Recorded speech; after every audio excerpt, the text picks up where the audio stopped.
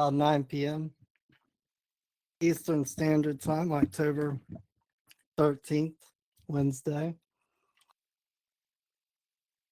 That means it's about time for another common law wise words. Has anybody ever heard of the case Buck versus Bell? Yes, sir. I have. Y'all know what it's about? I can't remember I off the wasn't top of my head expecting it. because I've been looking Yeah, I at so didn't know much there'd be a case law follow-up lately. question there. No. It's about eugenics, and the Supreme Court said that the state is well within their rights to practice eugenics on people. And I think this Just is like- really interesting because I believe that this case was heard in it was either 1927 or 1929. But everybody's heard of the Jacobson versus Massachusetts case, because that's the one where they say the state has the authority and the police power to vaccinate its citizens. Right? You've heard that one? No. Okay, it was a 1905 case, and basically Jacobson didn't wish to get the smallpox vaccine. And even though there was a huge outbreak, really big problem, he got the smallpox vaccine when he was a kid over in Poland and had a really bad reaction to it. So he wasn't going to get it again. If he didn't get the vaccine, it was a $5 fine, which would be about $150 today. So he didn't get it. He appealed the lower court's decision. And of course, the Supreme Court of Massachusetts said that he was absolutely right. He had the right to body autonomy. And then the state of Massachusetts took it up to the Supreme Court of the United States. And the Supreme Court's always taking the most publicly controversial cases that they can find for the time. And so they take the case, and of course they rule on Massachusetts side. They say that the state can mandate vaccines, and they can fine you if you do not go along with it and cooperate. And so the Buck versus Bell case, they actually cite that case as to why they can euthanize people and use their eugenics programs.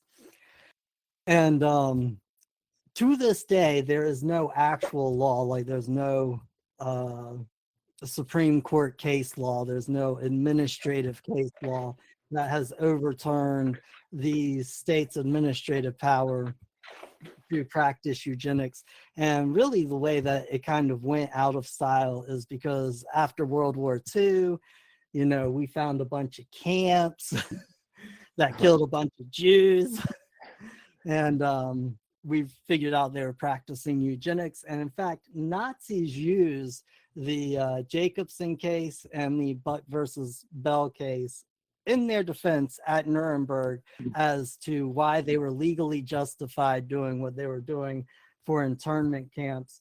And I just wish to bring this up because basically it gives people a good arguing point whenever somebody brings up the Jacobson case, you know, Jacobson versus Massachusetts, and how the state has the authority to mandate vaccinations and force vaccinations. Because if you think about it, that's really a Nazi train of thought right there.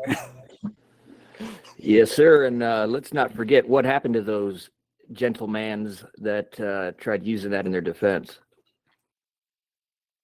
What happened, Leonard? They were promptly still executed, I believe. Swung from the gallows. Correct. So if this is not a literal history in the remaking for people to consider, and I hate this term so much, I hate it, but I'm going to use it. Be on the right side of history when you're loading up your mags, you know.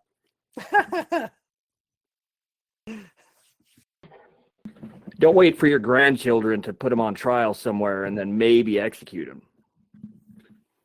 Oh, no, if you man. have grandchildren. Hanging from the gallows, that is a very maritime form of punishment. I'm surprised they didn't do it from a ship mast. Yeah. Yeah.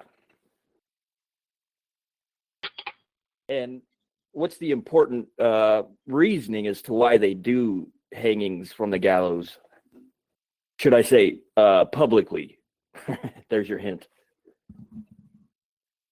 It's a criminal deterrent. Kind of like the whole idea with stockades.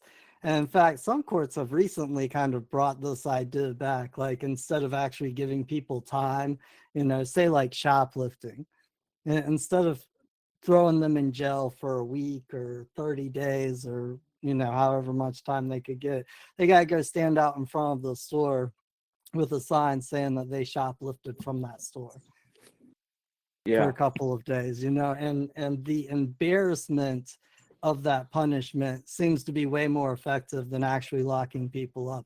In fact, like if you go and look at a lot of the studies, locking people up doesn't seem to be a real effective form of punishment. No. Nope.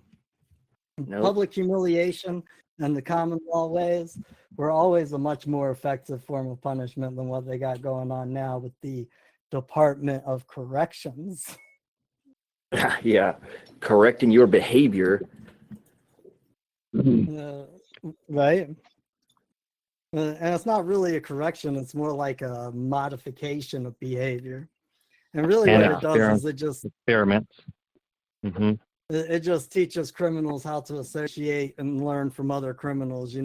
It's like George Young said.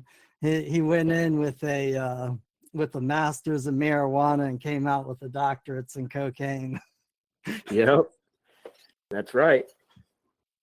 Even in county holdup, you're going to get out after, even after a few days, you'll leave there making a few friends and have some phone numbers, And connections. It's all about networking in the criminal world. Yeah, Yep. The one arc knows all about that. No, but I might have a friend that does.